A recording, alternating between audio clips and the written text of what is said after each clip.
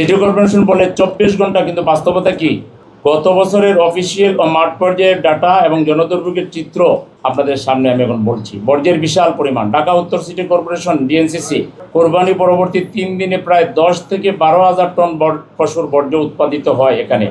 এর মধ্যে বড় একটা অংশ সঠিক সময়ে না সরানোয় গলির মোড়ে স্তূপ হয়ে থাকে। 24 ঘন্টার মিথ ও বাস্তব ভোগান্তি। পরিসংখ্যানে দেখা গেছে মূল সড়কগুলো দ্রুত পরিষ্কার হলো ঢাকা উত্তরের অভ্যন্তরীণ গলি এবং সেকেন্ডারি ট্রান্সফার সেন্টারগুলোর আশপাশের প্রায় 40 এলাকায় 3 থেকে 4 দিন পর্যন্ত আজকে পর্যন্ত দুর্গন্ধ মামলা ও ময়লা পানি জমে আছে। ভিটামিন ই ও সি সিরাম 8টি প্রাকৃতিক অয়েল সমৃদ্ধ লিলি সিরাম অয়েল, যা চুল পড়া কমায় মাত্র 30 দিনে। তীব্র স্বাস্থ্য ঝুঁকি, মশা ও ডেঙ্গু। ঈদের এই সময়ে বর্জ্যের রক্ত ও পানি জমে থাকার কারণে এডিস ও কিউলেক্স মশার বংশবৃদ্ধি 1 সপ্তাহের মধ্যে প্রায় 25 থেকে 30% পর্যন্ত বৃদ্ধি পাওয়ার আশঙ্কা আছে। ফলে কোরবানি শেষ হতে না হতেই ঢাকা উত্তরের পরিবারগুলোতে ডেঙ্গু ডায়রিয়ার প্রকোপ মহামারী আকার ধারণ করার স্বাস্থ্যবিজ্ঞানীরা কিংবা সচেতন মানুষেরা আশঙ্কা করছেন, যেভাবে বর্জ্য পড়ে আছে। বৃষ্টি ও ড্রেনেজের জ্যাম। মে জুনের এই মৌসুমে সামান্য বৃষ্টি হলেই পশুর চামড়ার উচ্ছিষ্ট খড় ও গোবর ড্রেনের ভেতরে ঢুকে পড়ে। ফলে মিরপুর, শেওড়াপাড়া এবং কাফরুলের মতো এলাকাগুলোতে ড্রেনেজ সিস্টেম সম্পূর্ণ ব্লক হয়ে দীর্ঘস্থায়ী জলাবদ্ধতা ও নোংরা পানির নরক তৈরি হয়।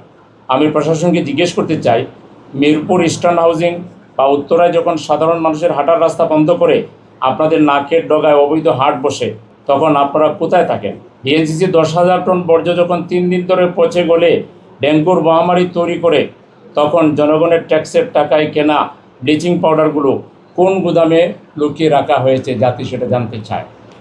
আপনারা দেখেছেন গতকালকে আমাদের মাননীয় প্রধানমন্ত্রী তিনি বর্জ্য ব্যবস্থাপনা দেখতে ঢাকার রাজপথে তিনি বেরিয়েছিলেন। আমরা তাকে ধন্যবাদ জানাই যে প্রধানমন্ত্রী হয়েও তিনি সিটির জনগণের সুখ দুঃখ বোঝার জন্য নেমেছিলেন। তিনি 2 সিটির প্রধান নির্বাহীকে এবং আরও কয়েকজনকে অপসারণের নির্দেশ দিয়েছেন। আমাদের কথা হচ্ছে, এই 2 সিটির প্রধান নির্বাহী এবং আরও কয়েকজনকে অপসারণ করলে কি সমস্যার সমাধান হবে? এখানে যে রাজনৈতিক ব্যর্থ প্রশাসক বসিয়েছেন, আপনার তো উচিত তাদেরকে আগে সরানো এবং অনতিবিলম্বে এই ব্যর্থ রাজনৈতিক প্রশাসকদেরকে সরিয়ে দিয়ে আপনারা সিটি কর্পোরেশনের নির্বাচনের তারিখ ঘোষণা করেন।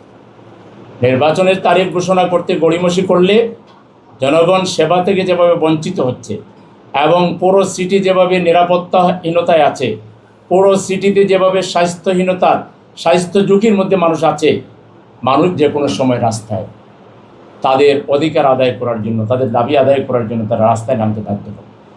আমরা মাননীয় প্রধানমন্ত্রীকে অনুরোধ করব, আপনাকে ধন্যবাদ, কিছুটা হইলেও তো আপনি অ্যাকশন নিয়েছেন, কিন্তু আসল জায়গায় নেন নাই। আপনি আসল জায়গায় কুয়াতেই যদি ময়লা পড়ে, তাইলে আপনি কয়েক বালতি পানি এখান থেকে বের করে নিলেই কিন্তু ময়লা পরিষ্কার হবে না। কুয়া থেকে মূল ময়লাটাকে আগে সরাইতে হবে। আপনি যাদেরকে প্রশাসক হিসেবে নিয়োগ দিয়েছেন তাদেরকে সরান এবং দ্রুত নির্বাচনের তারিখ ঘোষণা করেন, তাইলেই শুধু এই সমস্যার সমাধান হতে পারে।